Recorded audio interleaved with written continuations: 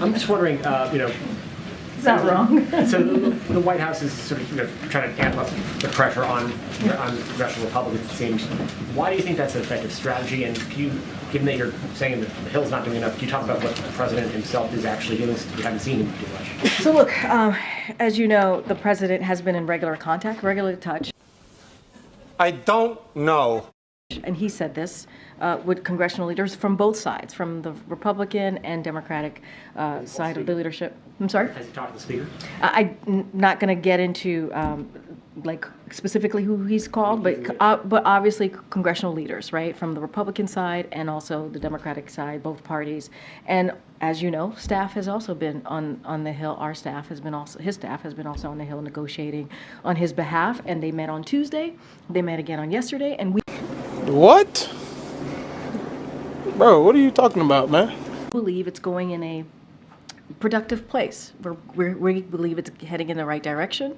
We believe that that conversations, that fact that it's continuing, it's encouraging, and we're seeing progress. And that's because, obviously, of the president, we believe, continuing to certainly negotiate, have those conversations. And this is a president who knows how to negotiate. We've seen him do it multiple times over the past almost 3 years in this administration, being able to negotiate across the aisle and working on legislation, making things happen on behalf of the American people. Look, it's going in the right way. We understand that we have to find a bipartisan compromise to get this done, and we're talking about the policy side of it and the funding side of it as we talk about the border in relation to the border. And so we're going to continue to have those conversations. It continues on the Senate side. You heard us talk about how, and the Speaker said this himself, how he's going to, they're going to go on vacation. I wish I knew how to quit you. They're going to go on vacation while the Senate side continues to work, and that's not delivering for the American people when you go on vacation and go on Christmas recess. So you mentioned the president's negotiating. How is he a part of these negotiations? Is the White House now is he personally evaluating proposals? So he's in regular touch with congressional leaders. Don't have any specifics. Not going to negotiate from here. Obviously, his staff has been on the Hill yesterday and the day before yesterday and Tuesday and yesterday, having those conversation on behalf of this president, negotiating on behalf of this president. And so that's where we are. It is going in the right direction, we believe, because those conversations continue, and that's what matters as we talk about the border security and moving forward with making sure we get the supplemental done. And going in the right direction, does that mean a deal gets done when? I don't have a timeline on the deal. Obviously, we needed to get it done before the end of this year. That's our kind of our timeline here, but I don't have specifics on if it's going to happen tomorrow, the next day. We just know it's going in the right direction. That's what matters. Okay, JJ. On those Ukraine border deal negotiations, what is your message to those Democratic lawmakers and immigration activists who are worried that the White House is giving up too much in these negotiations? So look, we've been in constant communication. Oh, he's got my vote.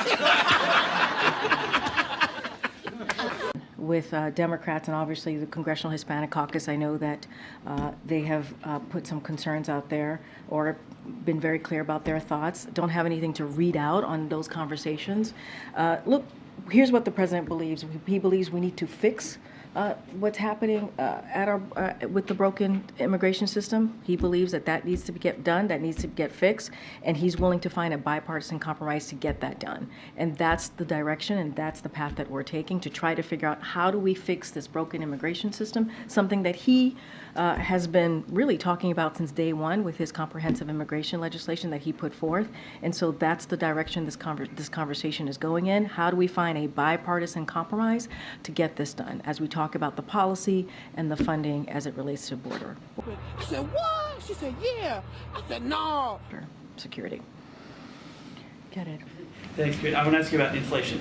So you mentioned the price of eggs, milk, and gas are down over the past year, but what do you say to Americans who are looking at the month that President Biden came into office? Eggs are up 24%, milk is up 17%, all types of gas is up 37%, and the prices overall are up 17%. So the president actually spoke to this not too long ago, I believe on Tuesday, actually, just a couple of days ago, and he says we know there's more work to be done, right? And that things are still unaffordable. And so while the prices, as you just mentioned, of eggs and gas and milk and toys and TVs are down, especially in this time as we're headed into a holiday season, as we're in a holiday season, there's more work to be done.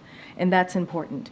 And that's why we're fighting to lower insulin. That's why we talk about junk fees and how we can save Americans money, right? That's why we continue to talk about health insurance premiums. That's why the president's going to make an announcement about what we were able to do with one of the provisions that's in the Inflation Reduction Act that only Shocker. Democrats voted for, not Republicans, in order for seniors to get rebates on their Medicare. So all of those things are truly important. And so that's why he's doing everything that he can to do that. And you have Republicans on the other side of the aisle, right, who are talking about cutting taxes for the wealthy, big corporations, right, who are talking about cutting Social Security, Medicare, Medicaid. So the president's going to continue to fight for the American people, continue to make sure they have a little bit of breathing room. Is there more work to be done? You think so, but you'd be wrong. Absolutely, but we have seen some prices go down in all of the products that I just listed. We have. Never hurts to employ a little hyperbole. There's still more work to be done, and we're going to continue to do that work.